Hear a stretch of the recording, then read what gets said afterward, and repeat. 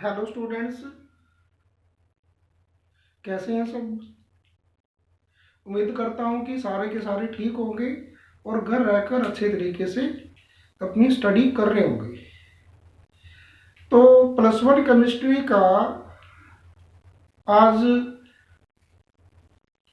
Ninth part है, ninth video है।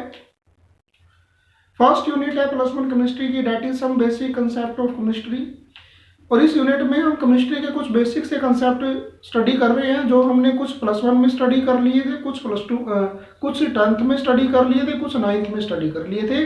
लेकिन अब उनको थोड़ा डिटेल से पढ़ रहे हैं हम। अभी जो आज का कंसेप्ट है ये भी नाइन्थ क्लास का ही है, नाइन्थ क्लास में आया हुआ है, आपने पढ़ा हुआ है केमिस्ट्री में नाइन्थ क्लास में। तो आज का जो हमारा कंसेप्ट है that is Dalton's atomic theory.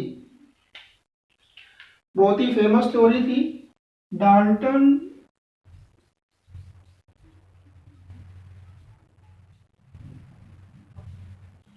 Atomic theory. Dalton बड़ा ही फेमस साइंटिस्ट था। इसने एटम्स के ऊपर रिसर्च की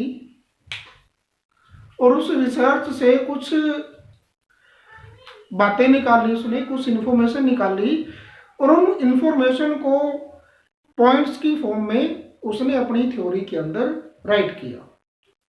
जो अभी हमने पॉइंट पढ़ने हैं, यानी कि ये डाल्टन एटॉमिक थ्योरी के कुछ पोस्टुलेट हैं, कुछ तथ्य हैं जिन्हें हम डिटेल में पढ़ेंगे कि ये होता क्या है, कैसे होता है, क्या क्या पॉइंट दिए थे डाल्टन एटॉमिक थ्योरी ने, डाल्टन ने कौन कौन से पॉइंट दिए थे।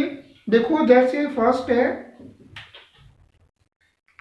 फर्स्ट पॉइंट है इसका, इसने कहा कि इस यूनिवर्स में, इस ब्रह्मांड में चाहे कोई भी मैटर है, कोई भी, यानी कि कोई सॉलिड है या कोई लिक्विड है या कोई गैस है। इसके अलावा नाइन्थ क्लास में दो स्टेट और पढ़ी होंगी आपने, प्लाज्मा और बी ई कंडेंसेशन। यानी कि चाहे कोई भी स्टेट है मैटर की, वो मैटर छोटे छोटे पार्टिकलों से मिलकर बना होगा और उन पार्टिकल्स को उन्होंने नाम दिया that is atom. For example, ये मार्कर है, ये भी एक तरीके का मैटर है और ये मैटर भी छोटे छोटे पार्टिकलों से मिलकर बना हुआ है। इन पार्टिकल को क्या बोलते हैं? एटम बोलते हैं।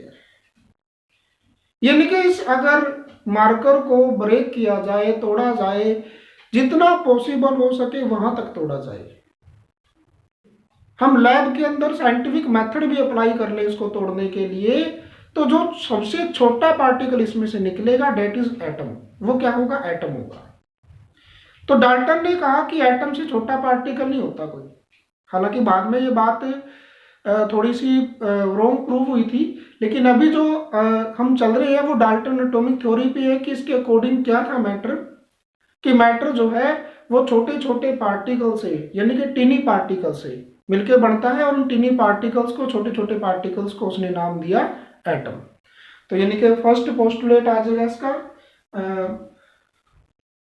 Every matter is made up of very small particles called atoms। उसे क्या बोलेंगे? एटम्स। उसने क्या कहा कि जो सेम एलिमेंट होते हैं, सेम एलिमेंट का मतलब है कि जैसे हमने ये सोडियम का एलिमेंट ले लिया, एक और एलिमेंट ले लिया सोडियम का। एलिमेंट की डेफिनेशन पहले पढ़ चुके हैं, यानी कि जो एक ही तरह के एटमों से मिलकर बनता है डेट इज एलिमेंट। अब इसके अंदर भी सोडियम के एटम होंगे, छोटे छोटे एटम होंगे। जिनसे मिलके ये एलिमेंट बनेगा। और इसके अंदर भी सोडियम के छोटे छोटे एटम होंगे।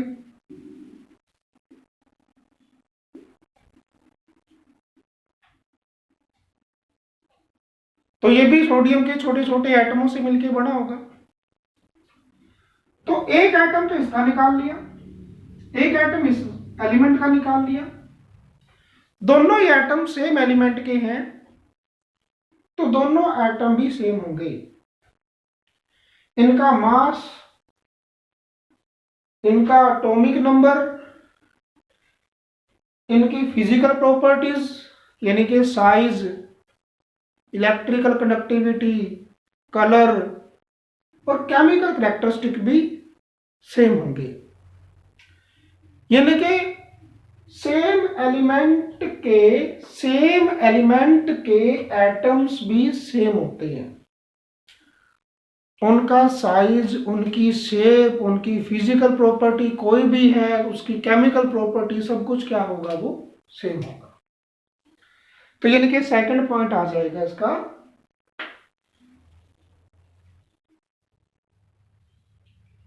Atoms of same element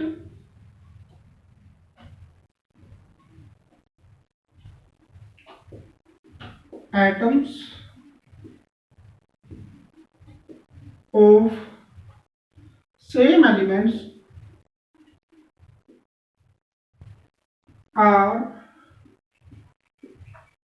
same in all properties। और प्रॉपर्टीज यानी कि चाहे कोई फिजिकल प्रॉपर्टी है उनकी, चाहे कोई केमिकल प्रॉपर्टीज है। थर्ड पॉइंट, यानी कि अगर सेम एलिमेंट के एटम सेम होंगे तो डिफरेंट एलिमेंट के एटम भी डिफरेंट होंगे। जैसे एक एलिमेंट ले लिया सोडियम, एक ले लिया कैल्शियम।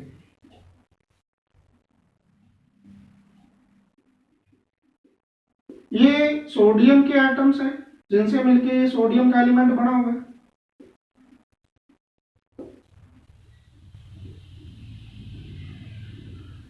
और ये कैल्शियम के एटम्स हैं जिनसे मिलके ये कैल्शियम एलिमेंट बना हुआ है। एक एटम ले लिया सोडियम का, एक एटम ले लिया कैल्शियम का, तो देखा कि इनमें कोई सिमिलरिटी नहीं है। इनका एटॉमिक नंबर, इनका मास नंबर, इनका साइज, इनकी शेप सब कुछ डिफरेंट है। तो जनरलाइजेशन क्या निकाली कि डिफरेंट एलिमेंट के जो एटम्स होंगे वो भी डिफरेंट होंगे, चाहे उनकी कोई भी हम प्रॉपर्टी मेजर करें। तो ये लिखिए थर्ड पॉइंट आ जाएगा,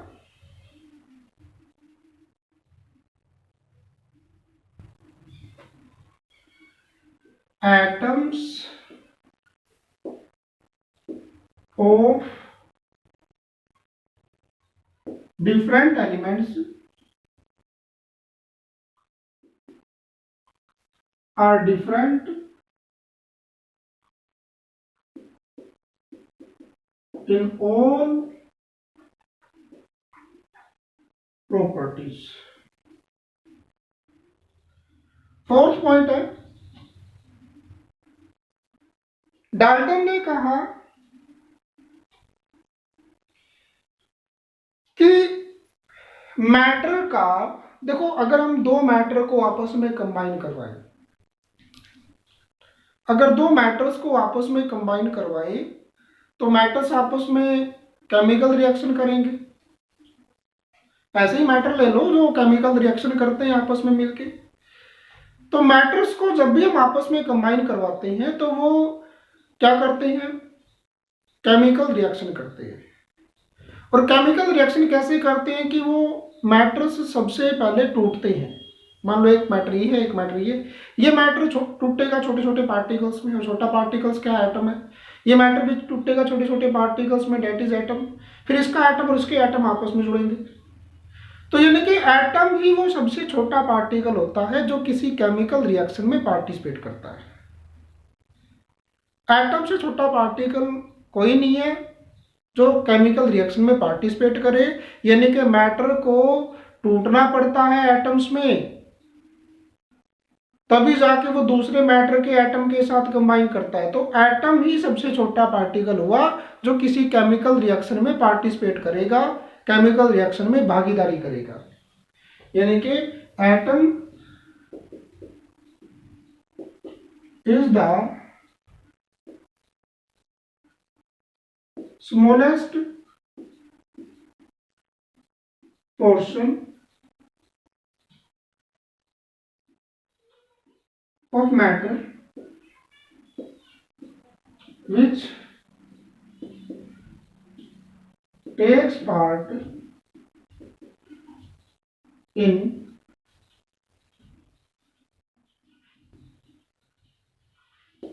chemical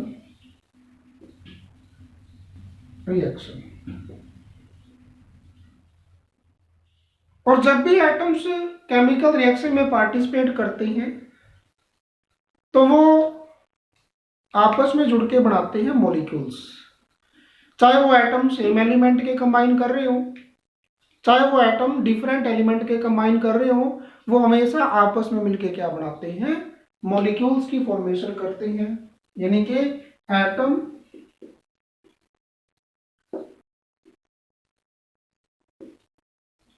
combine together to form, उस टाइम पे बोल दिया था कि वो कंपाउंड बनाते हैं, लेकिन but today that compound is called molecule. आज उस कंपाउंड को मॉलिक्यूल्स कहते हैं, और मॉलिक्यूल मॉलिक्यूल मिलके फिर कंपाउंड बनता है। पढ़ा था हमने पीछे, ऑर्गेनिक कंपाउंड, इनऑर्गेनिक कंपाउंड दो होते हैं। जो जीवित चीजों से मिलते हैं यानी कि लिविंग थिंग्स से, उन्हें ऑर्गेनिक बोलेंगे, जैसे तेल हो गया, प्रोटीन, विटामिन। और जो नॉन लिविंग सोर्स से मिलते हैं दैट इज इनऑर्गेनिक कंपाउंड, जैसे पत्थर हो गया, नमक हो गया। उसके बाद है कि जब भी एटम्स आपस में कंबाइन करेंगे, इससे पीछे हमने 5 लॉ पढ़े हैं, उन 5 लॉ में हमने पढ़ लिया कि एटम्स जब भी आपस में कंबाइन करेंगे, चाहे वो सेम एलिमेंट के कंबाइन कर रहे हो, चाहे वो डिफरेंट एलिमेंट के कंबाइन कर रहे हो, तो वो एटम्स आपस में कंबाइन करके क्या बनाते हैं, वो एटम्स आपस में कंबाइन करके मॉलिक्यूल्स बनाते हैं, कंपाउंड बनाते हैं। कंपाउंड बोल रहा था शुरू में, लेकिन बाद में उसको मॉलिक्यूल बोल दिया। इससे नेक्स्ट पॉइंट है कि जब भी एटम्स आपस में कंबाइन करेंगे वो एक सिंपल होल नंबर रेशो में कंबाइन करेंगे। इससे पीछे हमने जो 5 लॉ पढ़े हैं उनमें यही चीज पढ़ी है कि जब भी एटम्स आपस में कंबाइन करते हैं तो उनकी जो रेशो होती है वो क्या होती है, सिंपल होती है। वहां पे हमने वेट के बारे में पढ़ा था, यहाँ पे हम नंबर्स के बारे में पढ़ रहे हैं। तो यानी कि atoms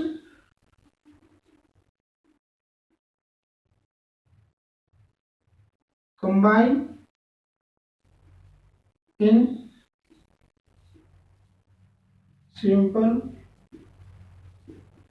whole number ratio। 7th point है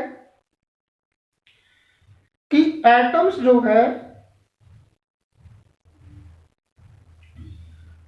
वो ना तो बनाया जा सकता है ना ही उसको डिस्ट्रॉय किया जा सकता है। ये हमने पढ़ा था फर्स्ट लॉ में।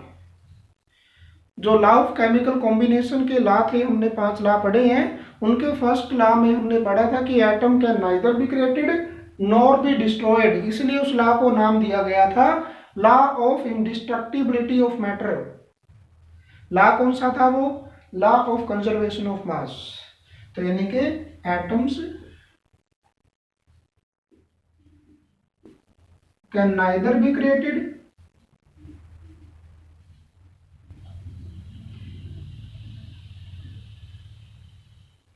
nor be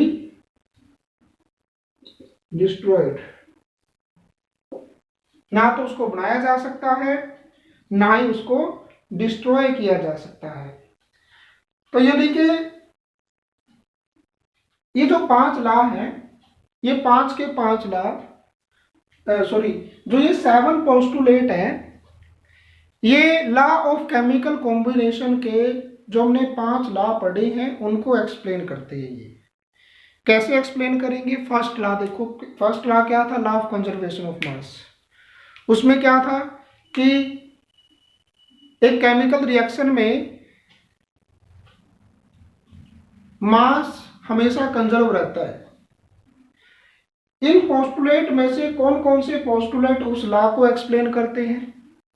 एक तो फर्स्ट पोस्टुलेट और एक 7th पोस्टुलेट। क्योंकि फर्स्ट पोस्टुलेट है कि हर एक मैटर छोटे छोटे पार्टिकलों से मिलकर बनता है, डेट इज एटम, और वो atom neither created nor be destroyed.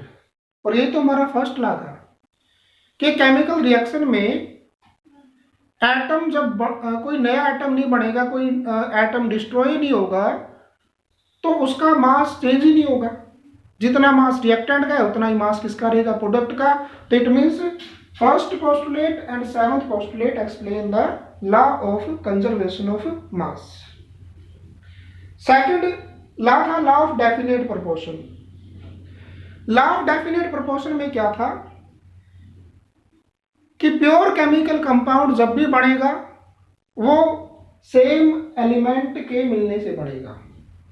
और सेम एलिमेंट, सेम वर्ड कहाँ लिखा हुआ है इसमें? सेकंड पोस्टुलेट में। तो सेकंड पोस्टुलेट जो है सेकंड लॉ को एक्सप्लेन करता है, यानी कि हर एक एलिमेंट के एटम सेम होंगे तभी तो हम उस लॉ को एक्सप्लेन कर पाएंगे, लॉ ऑफ डेफिनेट प्रोपोर्शन को, जिसके अकॉर्डिंग क्या था कि जो एक केमिकल कंपाउंड हमें मिलता है वो किसी भी तरीके से मिले, सेम एलिमेंट के मिलने से बनेगा वो, और वो एलिमेंट आपस में फिक्स मास रेशो में जुड़े होंगे। तो यानी कि सेकंड लॉ भी कुछ यही कहता है कि एटम्स सेम होते हैं तभी तो मास रेशो सेम आएगी। थर्ड लॉ था law of multiple proportion. Law of multiple proportion में क्या था कि जब भी मान लो 2 एलिमेंट आपस में कंबाइन करके 2 या 2 से ज्यादा कंपाउंड बनाते हैं, तो उनमें से एक एलिमेंट का मास दूसरे के फिक्स मास के साथ कंबाइन करता है, वो एक सिंपल होल नंबर रेशो लेके आता है। और सिंपल होल नंबर रेशो इसके अंदर कहाँ लिख रखा है? छठे पॉइंट में। तो छठा पॉइंट जो है, इसका छठा पोस्टुलेट जो है वो लॉ ऑफ मल्टीपल प्रोपोर्शन को एक्सप्लेन करता है। और लॉ ऑफ रेसिप्रोकल प्रोपोर्शन को भी ये छठा पॉइंट ही एक्सप्लेन करता है, क्योंकि उस डेफिनेशन में भी, लॉ ऑफ रेसिप्रोकल की डेफिनेशन में भी हमने पढ़ा था कि जब 2 एलिमेंट सेपरेटली किसी तीसरे एलिमेंट के फिक्स मास के साथ कंबाइन करते हैं तो वो जो रेशो आती है वो रेशो या तो इक्वल होगी या सिंपल होल नंबर मल्टीपल में होगी उस रेशो के जिसमें वो 2 एलिमेंट आपस में कंबाइन करेंगे। पिछली वीडियो देख लो, उसमें दोनों लॉ मैंने सारे के सारे लॉ एक्सप्लेन किए हैं। तो छठा पॉइंट में भी सिंपल होल नंबर रेशो है, तो मतलब हमें वर्ड को देखना है, जहां वर्ड सेम हो गए वो पॉइंट जो है उस लॉ को एक्सप्लेन कर रहा है। तो 6th जो पोस्टुलेट है इसका वो 4th लॉ को एक्सप्लेन करता है। लेकिन जो 5वां लॉ है, गेल-लेसैक लॉ ऑफ कंबाइनिंग वॉल्यूम, उसको ये पोस्टुलेट एक्सप्लेन नहीं कर पाते क्योंकि वो लॉ वॉल्यूम के बेस पे है और यहाँ पे हमने वॉल्यूम वर्ड का कहीं यूज नहीं किया। उसके बाद है limitation of Dalton atomic theory. Dalton atomic theory की लिमिटेशन क्या है?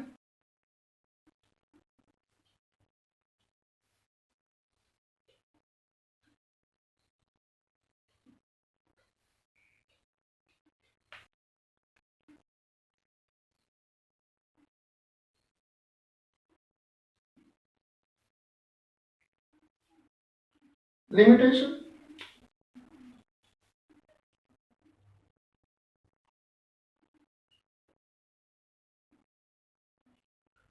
पहली लिमिटेशन तो यही है कि जो डाल्टन एटॉमिक थ्योरी है वो लॉ ऑफ केमिकल कॉम्बिनेशन के 5वें लॉ को एक्सप्लेन नहीं कर पाती।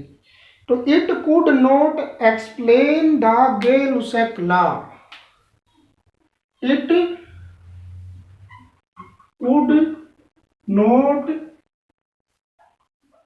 explain the Gay-Lussac law of chemical combination। Second limitation है कि जैसे उसने कहा कि सेम एलिमेंट के एटम सेम होंगे, किसी ने पूछ लिया क्यों सेम होंगे, उसके पास इसका कोई आंसर नहीं था। तो यानी कि he could not explain why the atoms of same element are same in mass, size and all property। He could not explain why the atoms of same element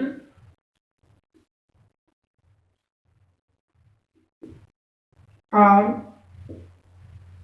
same in mass, size and all properties। उसी तरीके से ये भी नहीं बता पाया कि different element के एटम डिफरेंट क्यों होते हैं। तो ही could not explain why the atoms of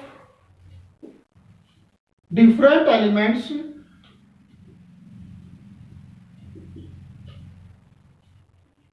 are different in mass, size and all properties।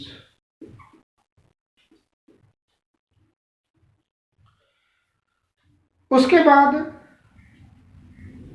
ये थ्योरी ये भी एक्सप्लेन नहीं कर पाई क्योंकि उसने कहा था कि एटम्स आपस में मिलके मॉलिक्यूल बनाते हैं, लेकिन एटम एटम के बीच में कौन सी फोर्स होगी जो एटम को आपस में बांधेगी, वो मॉलिक्यूल क्यों बनेगा, ये भी वो एक्सप्लेन नहीं कर पाया। यानी कि उसने कहा था कि एटम्स आपस में कंबाइन करके क्या बनाते हैं, मॉलिक्यूल्स। लेकिन एटम्स आपस में कंबाइन क्यों करते हैं, एटम्स के बीच में कौन सी फोर्स लगती है जो उन एटम्स को आपस में बांध के रखती है ताकि मॉलिक्यूल बन जाए, तो वो एक्सप्लेन नहीं कर पाया। वो ही could not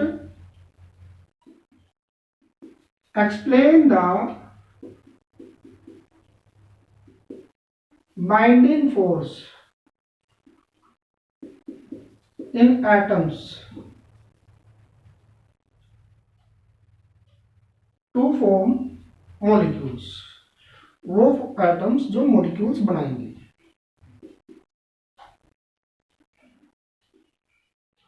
और साथ में एटम मॉलिक्यूल के बीच में अच्छे तरीके से डिफरेंस भी क्लियर नहीं कर पाया था वो कि एटम क्या होते हैं, मॉलिक्यूल क्या होते हैं। तो he could not give clear difference between atoms and molecules. तो ये डाल्टन एटॉमिक थ्योरी थी, उसके पोस्टुलेट थे, उसके बारे में लिमिटेशन थी, वो कौन कौन से लॉ को एक्सप्लेन करता है वो थी। तो अगर आपको ये सारा कुछ अच्छे तरीके से समझ में आ गया है, अच्छे तरीके से आपने नोट कर लिया है, अगर आपका कोई क्वेश्चन है तो आप कमेंट में ज़रूर लिखना उसको, मैं उसका आंसर ज़रूर दूंगा आपको। और अगर आपको वीडियो अच्छी लगती है तो प्लीज़ लाइक कीजिए, शेयर कीजिए और सब्सक्राइब कीजिए।